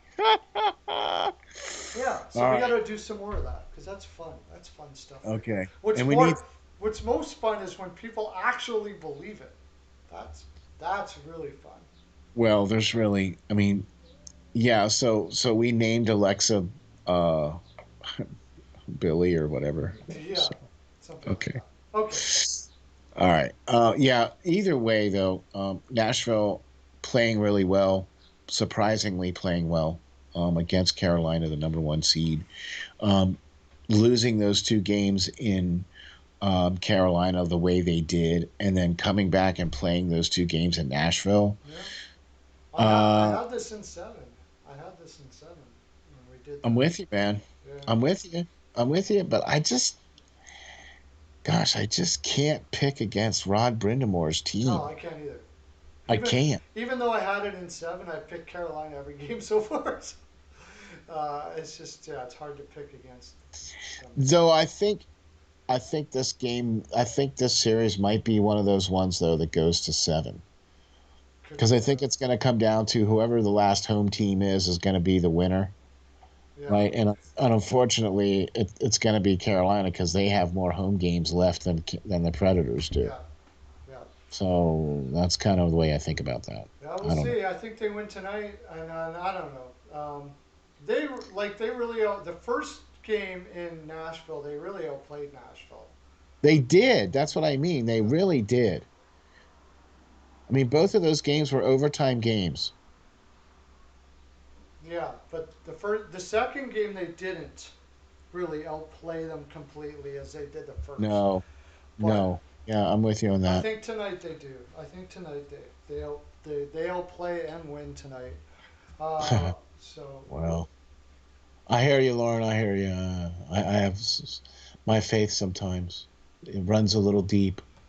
If that gives you any help or I want your take on the choke from Tristan Jarry. Oh, that one. It was just I don't know. We just talked about that already. I don't know what he was thinking. I don't know what he was thinking at all. And Carolina should have won. Yeah, I mean they didn't outplay Nashville, but the first game though they did. First game yeah, Carolina should have won for sure. yeah, yeah. No, I'm with you. I'm with you. But I don't have the concerns that I do for this series like I do for the Tampa Bay Florida series. Like I just don't have any doubts about Carolina. It doesn't matter what Nashville does. I don't have any doubts about that. Yeah. So Okay, well let's go to our next series and then we'll just talk random. okay, so the next series is the game 4, which is the Maple Leafs versus the Canadiens. Yeah. And we already And talked about this to some extent already. yeah, But we'll but grab everybody's picks and uh, Toronto leads the series 2-1.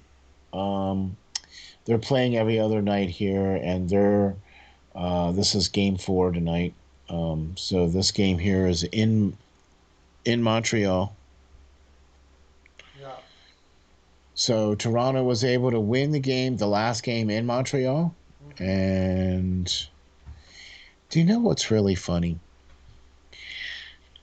When we talked about this before, we talked about how Montreal started off with their team attitude first going into this against the Maple Leafs. And they wanted to put their team attitude first. Yeah.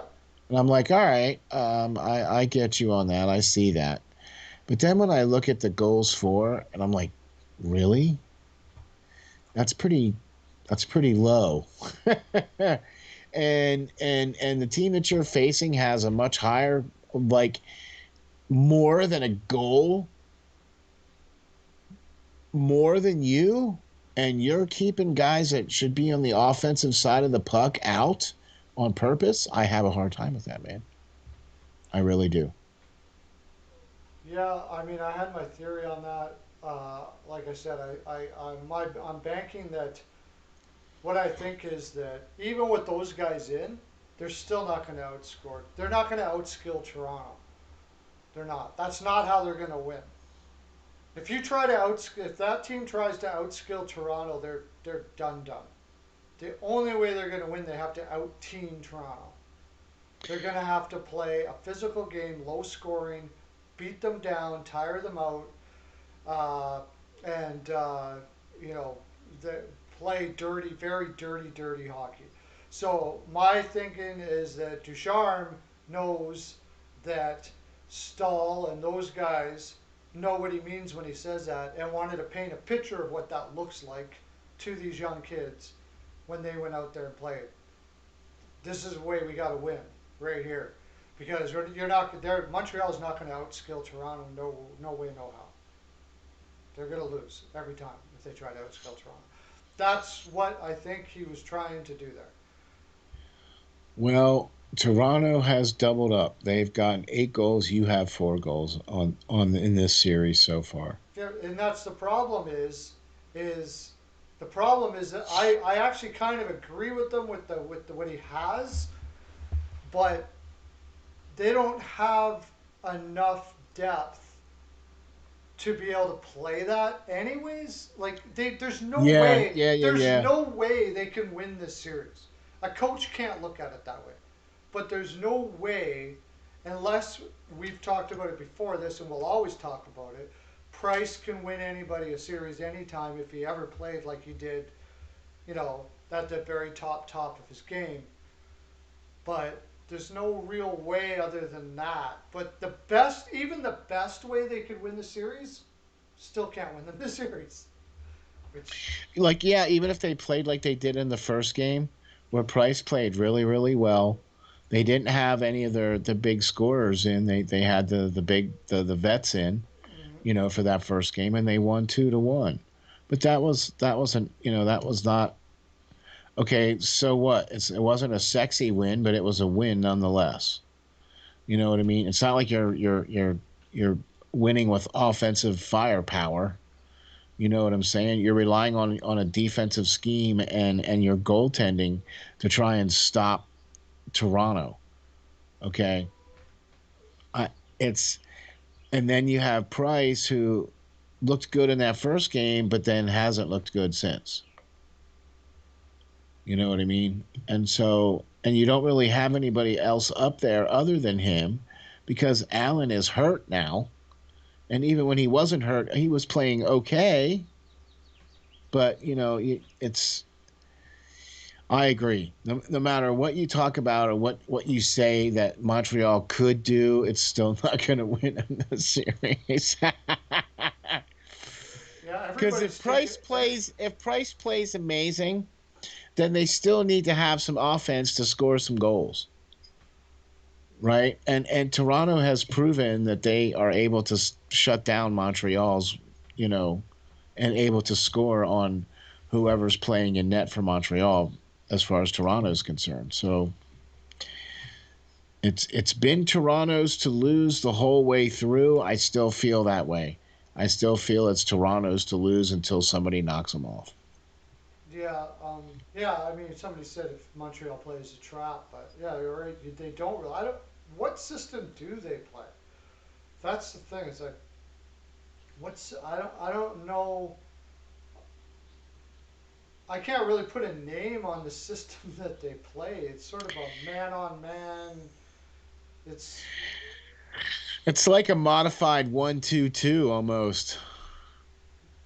You know what I mean? Like they try to get the forecheck going, but yet they do more of the dump and chase than they do skating the puck in. I don't know, yeah. I man. would say it's more dump and chase, but then sometimes they try to hold on to it, and they look terrible when they do that. I would say I would say their best bet is probably dump and chase because they've got guys like a lot of dump and chase. They have speed. If it's They have dumped in, and they speed. got size. You use Josh Anderson. Use Right, but you got Suzuki and Kakanyemi and yeah, now Caulfield. You got speed. yeah. Get in there quick. Get some big guys on each line to bust things up a little bit. I mean, that's really all they got, and Yeah, that is all they got. that's the way they got to beat them. I would think. But They're you know not what they're though? not much of a counterattack team, which means that they're not anticipating well. And that's like one of it doesn't matter what system you have, anticipation is everything. And if you can't play well from behind, because Montreal is not built to play from behind. Okay, if they're chasing the game, it's usually not going to end well with them. Okay, and a lot of the games that I saw of them this year where they were chasing the game, they lost those games.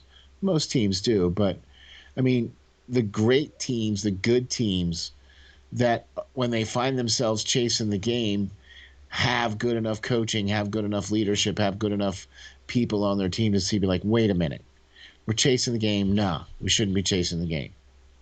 You know what I mean? Yeah. I think that's been the difference here. That's what I think the difference is here in this whole thing. It doesn't matter what Montreal's doing; they're chasing the game from jump. Yeah, and they got I mean, it's not like this Toronto club doesn't have holes. It does. It's Oh just yeah, although I will say a few things. I still think Sandin's going to be one heck of a good defenseman. And they're playing him 12 minutes a night over Bogosian, which I think is ridiculous. I don't think Bogosian's a very good defenseman, never had. People said he played well in Tampa Bay. Uh, if you want to call it that, I think he just played with a really good partner and filled in decent enough. But I don't think Brody. I think Brody's overrated. I mean, they got if they could get in on this defense, they could do some damage. If they played a dump and chase type game, like I think Lauren said it was a 1-2-2, the old fashioned 1-2-2. Yeah, it's pretty much what they do, old fashioned 1-2-2. and which is nothing That's wrong. what I mean. That's what I see when I see them play. You know what I Yeah, mean? there's nothing wrong with that either. That's a good system to play. That's what I mean. It's an okay system to play. But I mean, Montreal has got that has to be aggressive and use their speed, like you said, in the offensive zone. The problem is as well is they don't really have much mobility on their defense, and I think that's the biggest problem. Sherrod Weber's lost a step. Merrill's Yeah. not. Edmondson's not fleet of foot. Kulak plays okay, and Petrie's excellent that way. But besides that, there's not much mobility on their back, and I think that's really what hurts them more than anything. Well, I mean, when you have, I mean, I can't believe I'm gonna say this, but when you have Gustafson as one of your Like defensive he's a spare. They're not playing. player, They're not playing him. well, I know, but I Yeah, mean, really, I yeah. mean, okay, you got some defensive holes, I would say. You have some Well, defensive they're holes up playing there. Merrill quite a bit. Yeah, He's not that great. Edmondson, like I said, always thought was overrated. He could be a good on a team that has mobility and want a guy that can just, beat people up in the corners and stuff like that. He's good at that. There's nothing that's great, but I don't. They like if he's paired with Petrie, he's okay, but then he plays a little too many minutes. So it's a weird mishmash of a team when it comes right down to it. Montreal is just a weird mishmash of a team. that's an interesting way to put that. By the way, that is a technical term. Yeah, yeah, yeah, Mishmashing of yeah. teams. That That's right. that's the technical term. Yeah, it's the old mishmash. Okay, there you go. Uh, so there you have it, folks. So what's everybody picking for tonight? Montreal. I'm picking Toronto to go 4-2. Toronto 4-2.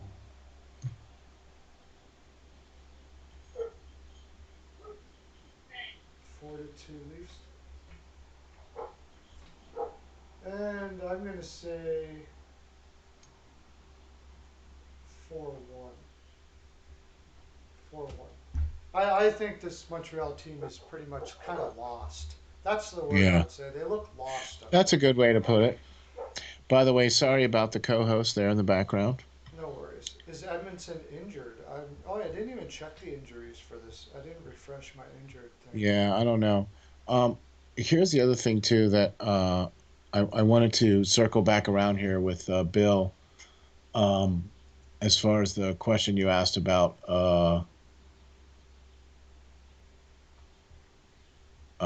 he asked me about what I think about Jari in Pittsburgh. Mm. Well, that, Yeah, that that mistake that he made, the yeah, specifics, that's specifically. look. I never was high on the goaltending in Pittsburgh as it was to begin with, and the fact that he's their best shot right now says a lot about what's going on there in Pittsburgh. They need to find a good, solid number one goaltender. Yeah, and They haven't had one since Fleury left. I actually don't know if Jari couldn't be that. The problem is um, look, his mentor was Murray, who was having his own problems. Like he didn't really have a mentor to help him grow as a goaltender. And now he's what, only 25, isn't he? Something like that. Who, And Yari? Jari, yeah, and they're Yeah, asking him yeah, to be something a like that. number one. And I just don't think he's progressed enough as a goaltender to be that. Yeah, I'm with you. I'm with you. But She asked if Edmondson was injured, but Jake Evans and Jonathan Duran show up as the only injuries for Montreal. So he could be playing injured, possibly. That's possible. Yeah, yeah, yeah, that's maybe, highly possible. maybe that's what he was asking, if he was playing injured. Yeah, I don't know. I don't know. That's a possibility, but then again, I don't know. you know. So what's everybody got? Did you get all the picks for everybody? Yeah, I did. I did. Okay. I got everybody's picks. I'm gonna look up here if there was. I'm gonna look up here if there was any more news that just came in. Oh, we can talk about that. Yeah. So Gretzky stepping down is not because Edmonton lost or anything like that. He's just moving on to be on a show now, on a television show, which Yeah, is he's gonna do the TNT broadcasting thing now. He's gonna be like the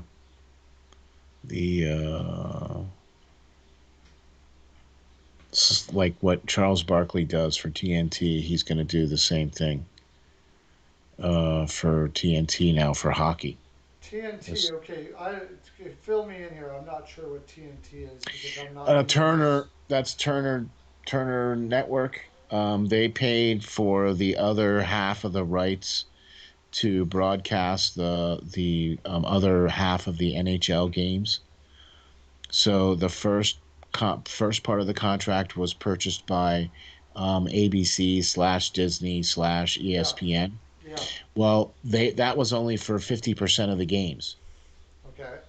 and then it was for the playoffs, and then the Stanley Cup was every other year. Okay, so they needed somebody to come in and pick up the rest of the games and the rest of the playoffs and everything else. So TNT picked up that contract with the NHL. So now they are doing the other half of the games and they're doing the other part of the playoffs, and the Stanley Cup will be on TNT now. The off years that it's not on um, ABC or ESPN or whatever. Hmm. It's Don Cherry.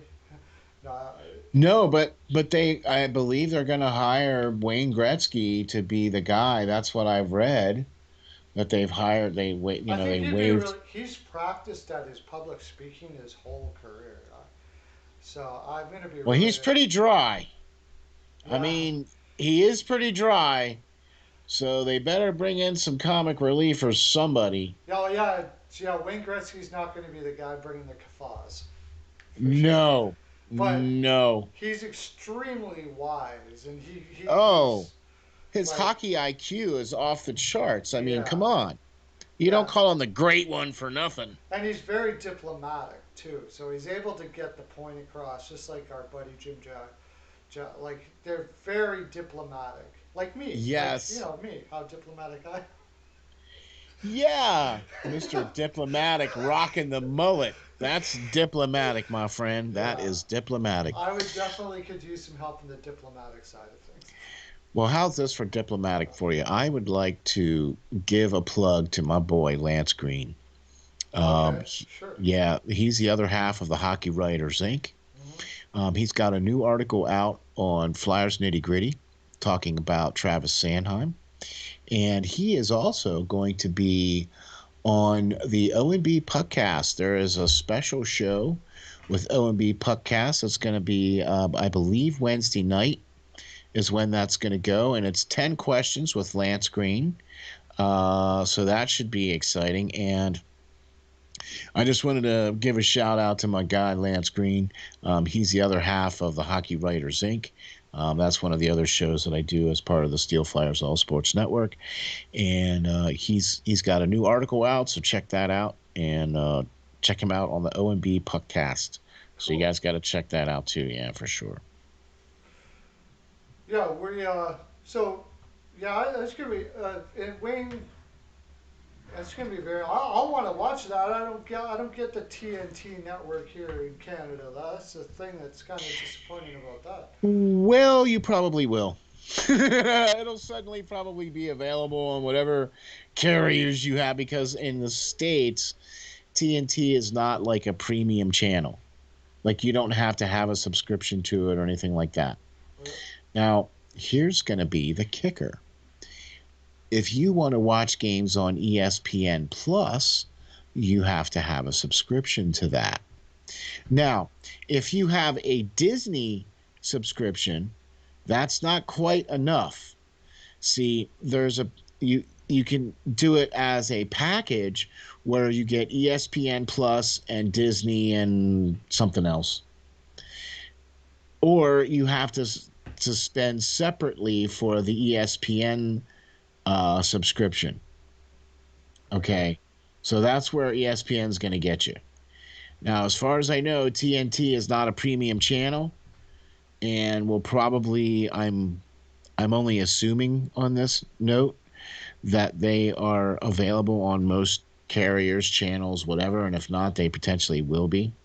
Hmm. Okay, because you don't sign a contract like that with the NHL and not have some long-reaching arms to get your programs out on as many platforms as possible. Hmm.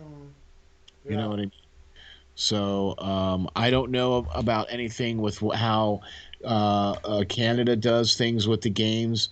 You guys have your TSN network and all that and stuff. I don't know. You don't always get all of the USA channels up there. Well, the one that's ticking me off is they have this one called FX, and I got to pay extra so I can watch the Florida Carolina series.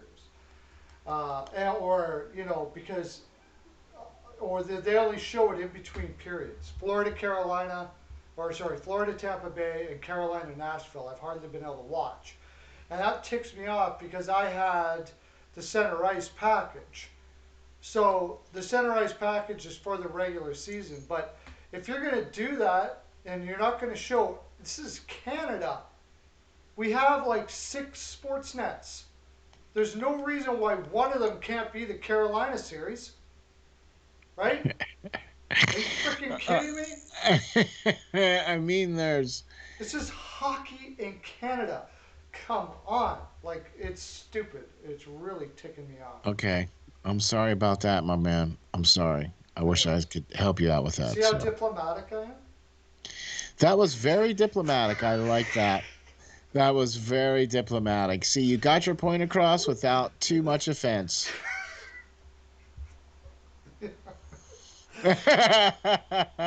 I'm as Oh diplomatic as man. the goat. Yeah. There's Yeah. no diplomacy here, folks. We're sorry. It's just straight out. We don't know any other way. Yeah. We really don't. We How just many? don't. There's no sugarcoating it. You ever have those times when you know you're being the middle of being extremely undiplomatic, and like halfway through you realize you're wrong? And yet you're still so far on the roll You that have you no can't even choice. stop. You Yeah, got you to got to keep keep it. You got to going. keep it going,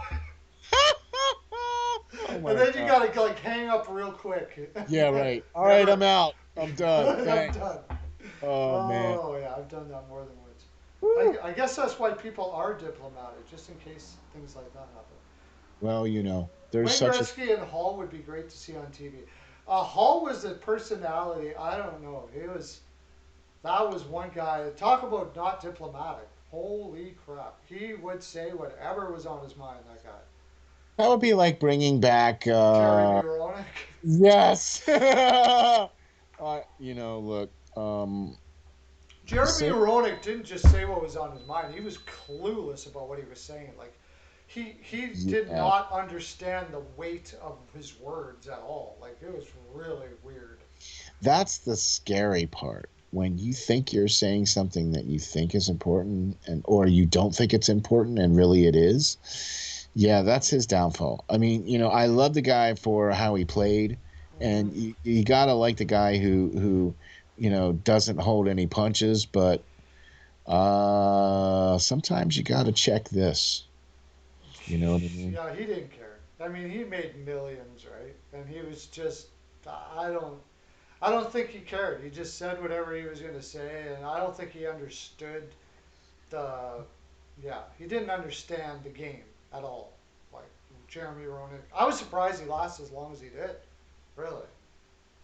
He was there because he was all about what he said. He was there for being the one that said the controversial things. Yeah. He would point out the obvious, and he wasn't afraid to say it either. Now you see these guys dancing around the truth. It's like, Come on. Yeah, Just come out and tell me the guy stinks. it's a delicate combination, isn't it? Yeah, one the Mike Milbury, is he still around? Did they finally kick him off the network, Mike Milbury, or is he still in there somewhere? He's done. He was He done last year. okay, they did get rid of him finally, eh? Oh yeah, no, he was surreptitiously shown the door rather quickly after his statements. Hmm. Even after he came out and made the apology statement, he Yeah, was still. They were like, "Yeah, dude, there's the door." yeah. Well, he must have saw that. They were using him as a circus clown, pretty much, right? I'm I'm only here so I don't get fined. Phew. I'm Yeah. only so I don't get fined. But the thing is, those guys now can do stuff similar to what we're doing here. Like, I wonder if they have Roenick and those guys. They can go off and do their own podcasts where there are no rules, and I think the reason why the networks have tried some of those guys out is I think they're starting to realize they're losing ground to people that are just going to spit it, even if you disagree with what they're saying or if they say some stupid stuff or whatever. I think in the long run, there's a large number of people that would rather hear somebody say something stupid, but still at least they're willing to not just, like you said, beat around the bush on everything and not say something. You know what I mean? Well, they need more. They need more of us, I guess. right? They need Steel Flyers doing the shows and stuff, and having the Perloisms and the Johns and the Peytons and the Joes and the Lances and stuff, having them on the shows. Because look, we don't pull any punches. We call it straight out. You know what I mean? And that's what this has been all from the very beginning. That's what Yeah. this is all about. It's all about the truth. We care about who scored and who played on the team that scored than what side of the aisle you're on. Okay. I mean, that's why we don't talk about rumors here. We don't talk about he said, she said. No, we have reliable sources or we don't say it. Yeah. Yeah. I mean, yeah, I don't, I'll talk about a rumor as saying, but I'll never say that it's fact. I'll Right. play it out. This is a rumor, and if it's true, this. If it's not, this. That's I interesting. can say that I saw that Wayne Gretzky was going to be one of the announcer guys for TNT. Hmm. Now, whether or not that comes true, okay, but I read somewhere, somebody wrote a story that I read. Yeah. Okay, I didn't lie about the fact that I've read the story. Yeah. Yeah. Okay, so, but yeah, man, uh, want to thank our sponsors, CCC Resorts. They have the pools open now because the weather's really nice, so the outdoor pool is open. You can also check them out on Facebook. You can check them out on the web at www.cccresorts.com. Also, we'd like to point out a huge thank you for Perlo and all of your listeners and all of our followers and subscribers and everybody out there in Perlo land. Thank you all very much. It's because of you we've got over 11,000 hits on the website. We hear So you, buddy. very much appreciate that. Thank you all for all of the things that you guys do to keep us coming and keep us rolling. Tell your friends, hit the like and subscribe, and check us out, man. Thank you very much for having us, and thank you for being here. Yeah. I had a question for tomorrow, but I'll save it for tomorrow. Okay. Yeah, save it for tomorrow because I've got a really good memory. It's just not very long. So we will see you all tomorrow. That's the end. We're out. Have a great day. Okay. Bye.